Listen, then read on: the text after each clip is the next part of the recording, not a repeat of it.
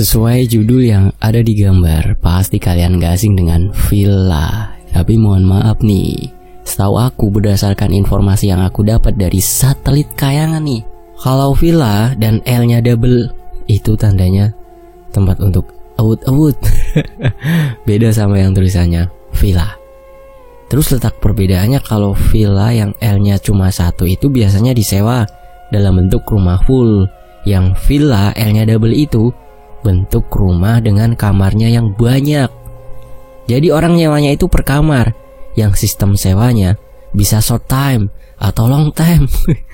Sebenarnya kalau dipikir-pikir, villa itu harusnya sama kayak motel ya.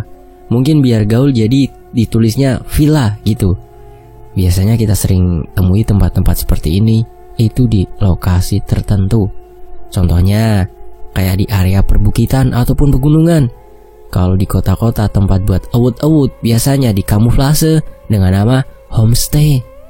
Astagfirullah. Ayo, siapa di sini yang sering bawa ayangnya ke situ? Tak kandak nomakmu kapo awakmu. Kloean. Aku takut kalian nanti keroyok aku. Masalah yo, aku tahu dhisik lho rek. Dudu saiki, iku pun yo karo bojoku. Wes. Sekarang aku ajak kalian untuk perkenalan dengan narasumber kita kali ini terlebih dahulu. Kita pakai nama bekennya aja ya, yaitu Bang Ocep. Bang Ocep sendiri masih muda, usianya masih baru 27 tahun dan sudah hampir 6 tahun menggeluti pekerjaan sebagai joki villa. Sejak PHK dan susah mencari kerja, Bang Ocep ditawarkan Pak D-nya untuk ikut kerja menjadi tukang joki villa. Selain menjanjikan dan kerjaannya juga tidak terikat hanya dengan satu villa doang nih, banyak nih. Ya, dan aku di sini akan tulis villa, L-nya double ya, bukan villa, karena emang tempat yang dipegang ini tempat untuk awut-awut sama Bang Ocep nih yang megang. Awal kerja Bang Ocep emang agak kewalahan karena laju motornya harus cepet agar tidak ketinggalan target yang akan dipepetnya. Aku kasih gambaran sedikit ya mengenai mekanisme cara kerja Bang Ocep. Jadi gini, setiap ada orang yang akan naik ke atas, entah itu motor atau mobil, yang platnya bukan plat wilayah sana, Bang Ocep dengan teman-temannya akan dengan sigap mepet kendaraan tersebut untuk ditawarkan villa. Lah, upah dia berapa? Upah yang dia terima dihitung berdasarkan per kepala. Harga asli villa yang dia tawarkan akan dia tambah secara otomatis saat menawarkan ke orang yang memakai jasanya. Misalnya nih, harga asli villa per kamarnya 65 per jam, nanti sama dia dibilang 165. Untuk lokasinya juga dia yang mengantar, dan ketika sudah di depan villanya, barulah Bang Ocep meminta uang pembayaran yang sudah disepakati awal, sama dimintai KTP salah satu pengunjungnya. Nanti Bang Ocep yang akan membayar villa dan memberikan kuncinya. Kalau udah selesai semuanya, ya dia akan pergi cari mangsa lagi. Begitu terus muter. Tapi kadang agak susah, karena orang-orang biasanya sudah mengerti jalan ke hotelnya. Jadi kebanyakan ya mereka langsung ke lokasi dan tidak memakai jasa joki Bang Ocep. Meskipun begitu, setidaknya setiap harinya dia masih ada pemasukan untuk makan. Pertama, awal kerja Bang Ocep hanya megang 1-3 villa kenalan Pak D-nya itu. Tapi lama-kelamaan, hampir semua villa di sana memakai jasa Bang Ocep, dan pemilik villa di sana sudah kenal semua dengan Bang Ocep. FYI, di sini aku tidak akan menyebutkan lokasi tempat Bang Ocep kerja ataupun villa yang akan diceritakan kali ini, demi kenyamanan banyak pihak. Bang Ocep sendiri ingin menceritakan ulang cerita tentang villa yang kosong. Sudah lebih kurang 10 tahun di area sana kosong. Cerita ini sebenarnya sudah lama tersebar dari mulut ke mulut, dan tak henti-hentinya para orang tua di sana selalu menakut-nakuti anaknya ketika sudah masuk waktu surup, dan tapi anak-anaknya tidak mau masuk rumah. Biasanya para orang tua akan bilang seperti ini nih, "Awas, engkau digawa Mbak Narti." Ngomong-ngomong, lokasi villa ini juga sangat-sangat menyatu dengan area perkampungan warga sekitar sana. Jadi ada villa dan ada juga rumah-rumah warga. Perpaduannya sangat-sangat istimewa. Mungkin para orang tua di sana sudah memiliki strategi cara mendidik anak agar tidak kebablasan sampai bisa masuk villa-villa begitu. Kan serem ya. Apalagi rumahnya dekat. Izinnya ngaji ternyata hinggap di sana dan di Astagfirullah. Wah, amit-amit jangan sampai ya. Secara spesifik kapan kejadian itu terjadi, Bang Ocep tidak bisa memastikan karena lupa-lupa ingat. Seingat dia waktu itu Bang Ocep masih duduk di bangku SMP kelas 1. Jadi cukup lama juga. Ceritanya di dekat rumah Bang Ocep ini ada sebuah rumah 2 lantai dan di dalam rumah itu terdapat 8 kamar. Villa itu menyewakan setiap kamarnya. Kadang juga menerima bookingan untuk sewa full satu rumah. Tapi kadang-kadang, biasanya sih setelah setahun sekali, pasti ada yang nyewa satu rumah full untuk rombongan yang rekreasi ke sana. Di suatu hari, kalau Bang Ocep nggak salah ingat, saat itu pas Sabtu pagi, rumah itu ramai banget. Ada orang teriak-teriak di sana, katanya dia menemukan mayat perempuan di kamar nomor 5. Orang-orang yang teriak-teriak ini adalah pengurus villa tersebut. Panggil saja Mbak Eni. Wanita berusia 35 tahun ini kaget saat ingin membersihkan kamar nomor 5. Dia justru menemukan mayat seorang perempuan di atas kasur. Innalillahi. Mayat perempuan ini hanya memakai dress mininya tanpa dalamannya. Seakan bajunya pun terlihat seperti dipaksakan dipakai. Perempuan ini dibunuh dengan cara dicekik dan saat ditemukan wajahnya ditutupi dengan sarung bantal. Menurut kesaksian Mbak Eni, harusnya pengunjung kamar nomor 5 itu sudah check out dari semalam karena memang hanya memesan kamar untuk short time. Tapi karena Mbak Eni semalam sedang capek banget, makanya dia baru membersihkan kamar itu di keesokan harinya. Sebelum saya lanjut, mari kita kirimkan doa dulu untuk korban yang ditemukan Mbak Eni di kamar nomor 5 ya. Bismillahirrahmanirrahim. Al-Fatihah sendiri-sendiri ya. Setelah dipanggilkan polisi dan dilakukannya proses evakuasi jenazah, barulah diketahui identitas dari jenazah tersebut, yaitu bernama Narti, perempuan asal kota J dan seorang janda berusia 31 tahun. Lantas polisi meminta kesaksian penjaga villa yang semalam. Ternyata yang menjaga semalam adalah Mas Beni. Waktu polisi bertanya, Mas Beni membenarkan pernyataan Mbak Eni kalau pengunjung kamar nomor 5 sudah check out dari semalam. Akan tetapi Mas Beni hanya melihat laki-lakinya saja. Dia tidak berpikir aneh karena pikirannya saat itu mungkin si perempuannya sudah pulang duluan kayak biasanya. Maksudnya gini, untuk informasi ya, di tempat itu juga disediakan perempuan yang dibayar untuk memuaskan para lelaki hidung belang yang memakai jasa mereka. Mas Beni ngiranya Mbak Narti sama kayak perempuan-perempuan yang biasanya di BO dan dibawa ke villa itu. Jadi wajar kalau Mas Beni sendiri tidak berpikir aneh-aneh dan langsung menyerahkan KTP laki-laki tersebut. Nanti yang kebagian tugas bersih-bersih ya Mbak Eni dan satu lagi temennya yang bernama Mbak Nita. Tapi Mbak Nita masih izin libur karena habis melahirkan. Hanya Mbak Eni yang kebagian membersihkan kamar-kamar saat itu. Biasanya pengunjung kalau habis check out itu kuncinya dibiarin ngegantung di pintu kamar bagian depan. Tujuannya biar yang bersih-bersih gampang. Itu aturan villa tersebut. Entah di villa-villa yang lain bagaimana. Semua pengunjung di sana selain diminta KTP-nya, juga datanya ditulis di buku yang dipegang khusus sama Mas Beni. Saat polisi meminta data tersebut, di sana tertulis nama Bandi Hermawan. Polisi langsung menyimpulkan hubungan antara korban dan laki-laki yang diduga sebagai pelaku tunggal ini adalah pasangan selingkuh. Sebab di KTP laki-laki ini berstatus menikah, sedangkan di KTP korban janda. Kebetulan yang menyewa kamar nomor 5 hari itu ya hanya laki-laki yang bernama Bandi saja. Sayangnya di situ tidak tertulis alamatnya, hanya ada nomor teleponnya. Ketika polisi menghubungi nomor tersebut ternyata nomornya belum terdaftar. Berarti pelaku mencantumkan nomor telepon asal, bukan nomor telepon sebenarnya. Beruntungnya villa tersebut ternyata di area pintu masuk ada CCTV tersembunyi yang memang sengaja dipasang oleh pemilik villa. Tujuannya agar untuk meminimalisir tindak kejahatan. Sebab di villa tersebut sering sekali pengunjung kehilangan helmnya. Kalau mesum tindakan kejahatan bukan sih? Kan si punya villa menyediakan buat mesum. Jahat nggak tuh? Apain pakai CCTV ya? Alah, lanjut. Polisi juga tak luput memeriksa akses CCTV tersebut dan bersyukur nopol kendaraan pelaku terdeteksi. Entah gimana, menurut info yang Bang Ocep dapat dengan berbekal rekaman CCTV tersebut, polisi akhirnya bisa menangkap Mas Bandi di mes tempat kerjanya. Ternyata Mas Bandi sendiri bekerja sebagai kuli bangunan yang sedang ada proyek di kota sebelah. Jadi lokasi penangkapannya tidak terlalu jauh.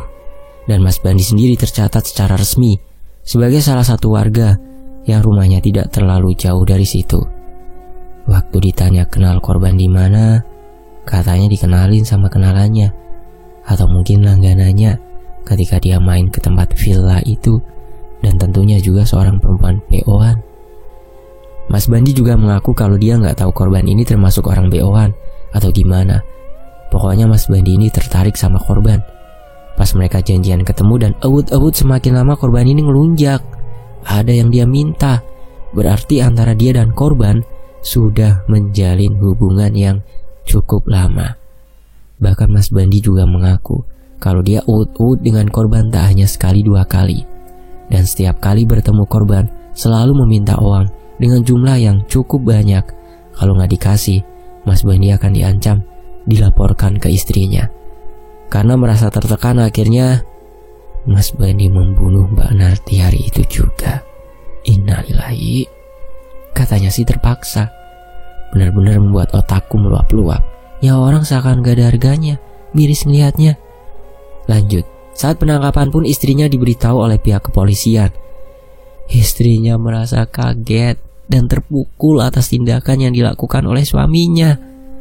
Sedangkan jenazah Mbak Narti diberikan ke pihak keluarga untuk dimakamkan setelah dilakukan proses pemeriksaan. Semenjak kejadian itu, villa itu sempat tutup 1 bulan lamanya. Sampai olah TKP selesai dilakukan, barulah villa bisa dibuka kembali. Namun, gegara kasus tersebut villa itu jadi sedikit pengunjungnya. Mungkin karena takut juga. Untuk kamar nomor 5 sendiri masih saja dikosongkan untuk mencegah hal-hal yang tidak diinginkan. Sebenarnya, saat villa diadakan olah TKP, polisi yang bekerja saat itu sering mendapat gangguan di lokasi kejadian. Tapi, para polisi ini berpikir, biasalah namanya juga tempat bekas pembunuhan. Pasti ada aura-aura mencekamnya, dan itu sudah biasa bagi mereka. Bahkan, sejak kejadian itu, warga sekitar yang rumahnya tidak jauh dari villa juga merasa sering diganggu dan sering sekali melihat penampakan. Entah itu sosok perempuan yang nangkring di pohon mangga belakang villa di malam hari, atau tiba-tiba dengar lolongan anjing yang dibarengi oleh suara perempuan menangis. Untuk informasi ya, belakang villa ini juga masih ada beberapa villa kecil-kecil dan rumah warga. Di belakang villa itu ada pohon mangga yang lokasinya ada di luar tembok belakang villa. Jadi bisa terlihat dari arah rumah-rumah yang ada di belakangnya villa. Pahamlah ya maksudnya ya. Selain warga sekitar, pegawai-pegawai yang kerja di situ juga tak luput dari teror. Pernah Mbak Eni sekitar pukul 9 malam membersihkan salah satu kamar di lantai 2 yang otomatis deretan tempat kejadian. Tapi Mbak Eni saat itu sedang membersihkan kamar nomor 8 yang ada di pojokan. Saat melintasi kamar nomor 5, dia gak mikir aneh-aneh dan hanya berdoa sekuat tenaganya. Justru gangguan yang dialaminya itu ketika dia sudah ada di dalam kamar nomor 8. Saat dia mengganti spray kamar nomor 8, tahu-tahu dia mendengar air shower di kamar mandi nyala-nyala sendiri. Dari dalam kamar mandi dia mendengar ada perempuan yang seakan sedang mandi sambil bernyanyi. Padahal dia tahu kalau pasangan pengunjung kamar nomor 8 sudah pergi. Lantas perempuan yang ada di dalam situ siapa?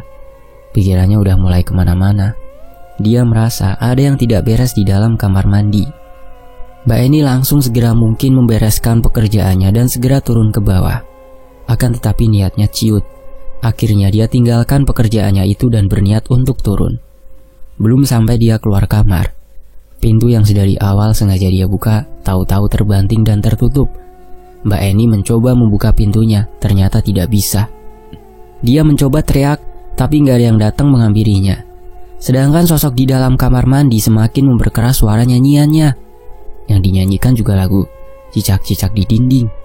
Selain itu lampu di kamar itu mati nyala sendiri gak jelas. Tahu-tahu juga TV yang ada di kamar itu nyala-nyala sendiri dan di channel berita tentang pembunuhan. Rasanya Mbak Eni udah pasrah saat itu. Dia cuma bilang, kalau mau ganggu ya silahkan ganggu, tapi jangan diapa-apain, karena aku tidak ada hubungannya sama kematian kamu.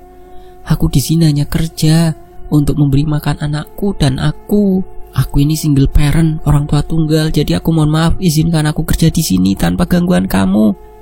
Seperti itu yang diucapkan kurang lebihnya ya sama Mbak Eni. Ketika Mbak Eni selesai bicara seperti itu tuh, entah kenapa gangguannya justru menghilang dan pintu kamar mandi terbuka dengan sendirinya.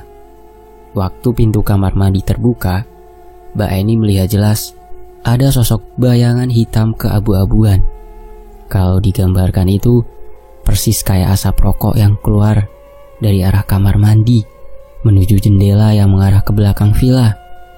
Seketika bulu kuduk Mbak Eni berdiri semua. Dia lemes dan bingung mau berbuat apa saat menyaksikan itu semua.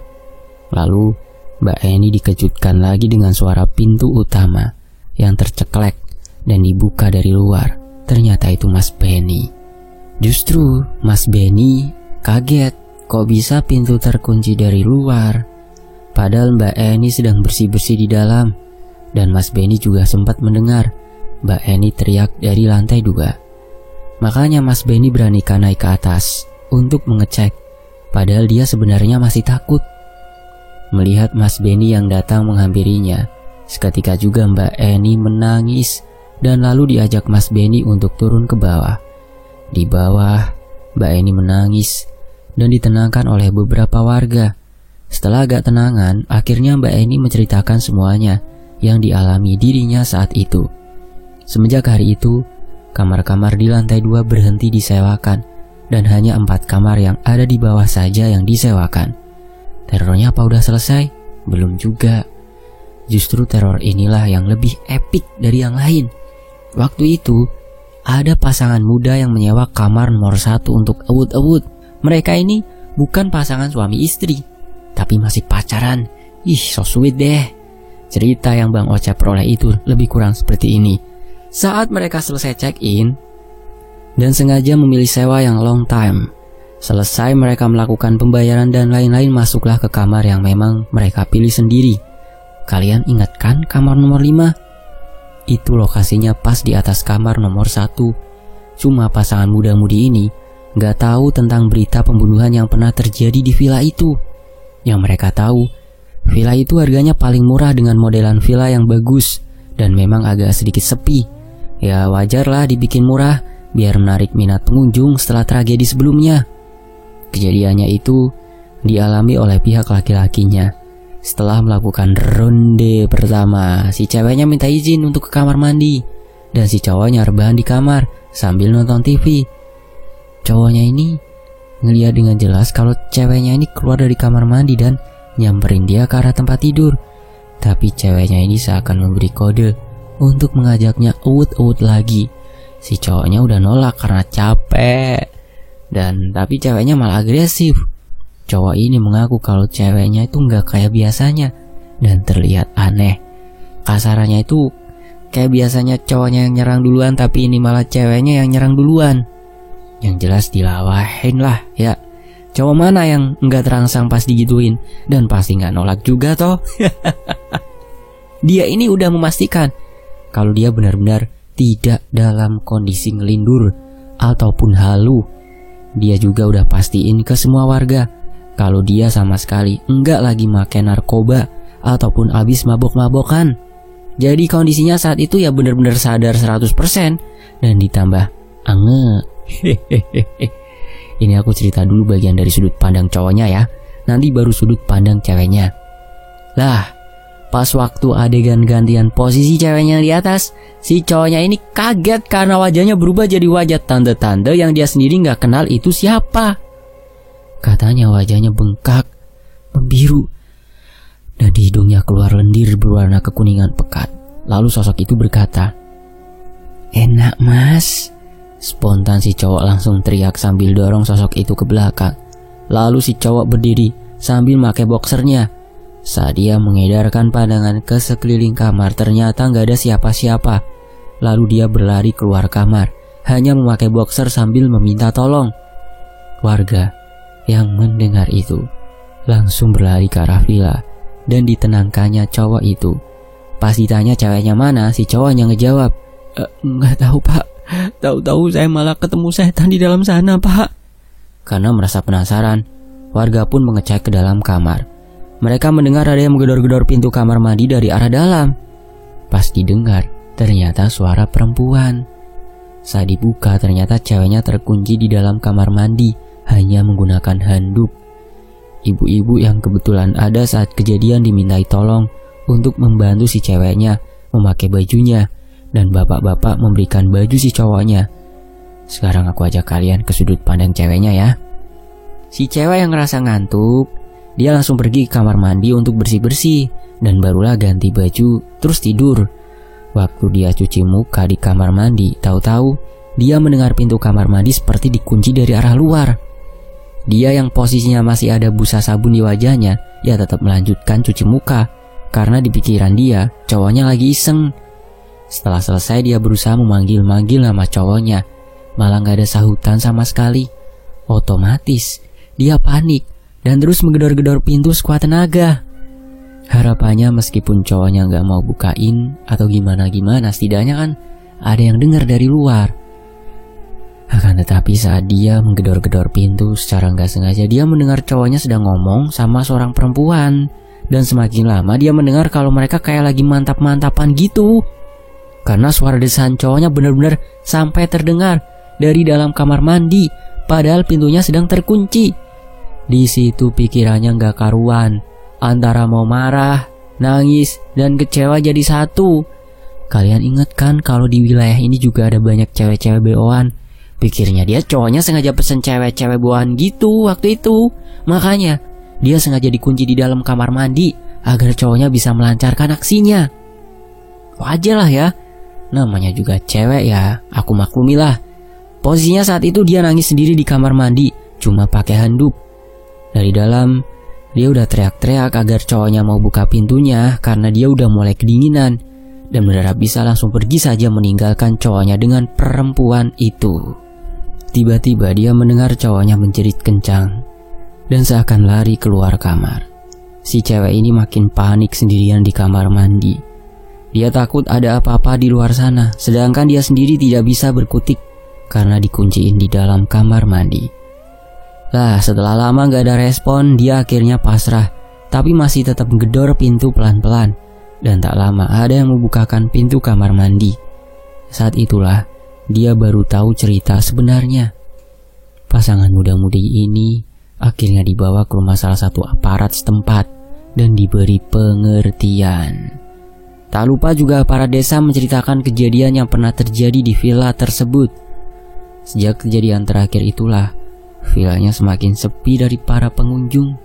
Gosip mulai tersebar dari mulut ke mulut. Para joki kamar juga enggan menawarkan kamar di villa itu kepada pengunjung karena mereka tidak mau reputasinya jelek. Akhirnya, mau gak mau villa itu tutup dan dibiarkan terbengkalai sampai sekarang. Pernah coba ditawarkan untuk dijual, tapi tetap tidak ada yang mau beli. Pemilik villa sendiri juga enggan tinggal di sana karena anaknya yang bayi sering banget nangis ketika sudah masuk waktu maghrib dan baru berhenti saat sudah masuk azan subuh. Semua pegawai villa juga diberhentikan dari pekerjaannya. Bahkan Mbak Eni dan Mas Beni kini bekerja di villa yang ada di deretan atas demi menyambung hidup. Meski jaraknya sedikit jauh ke atas, setidaknya mereka bisa bekerja dengan aman tanpa gangguan apapun. Sekarang villa itu kalau dilihat dari arah luar nampak seperti rumah hantu. Bayangin, rumah itu cukup besar dan dibiarkan terbengkalai gitu aja. Terlihat juga lumut-lumut sudah mulai memenuhi seluruh bagian. Kini atmosfernya berubah menjadi lembab dan benar-benar sudah penuh oleh semak-semak yang tumbuh liar di sana. Meski begitu, sosok Mbak Narti tetap saja masih meneror warga setempat. Terkadang warga atau joki kamar yang kebetulan melintas di jalan depan villa tersebut melihat sosok perempuan dengan baju mini dress dengan motif bunga-bunga yang sangat lusuh. Persis seperti baju terakhir yang dikenakan Mbak Narti saat ditemukan terakhir kalinya.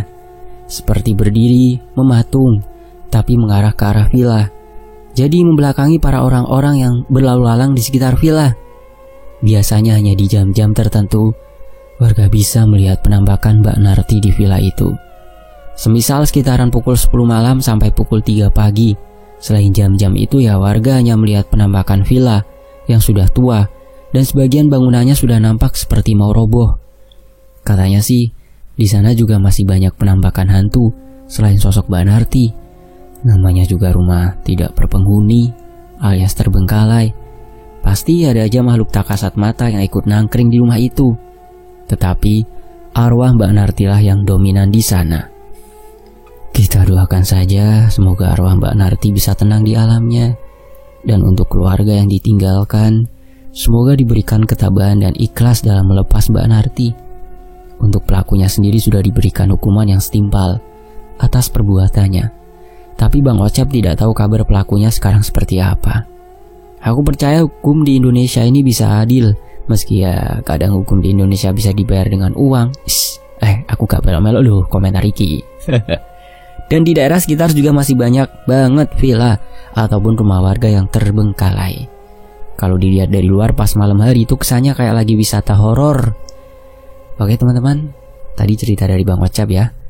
Untuk Bang Ocep makasih banyak karena sudah berpartisipasi membagikan ceritanya kepada tim cerita emak @desiprayogo1.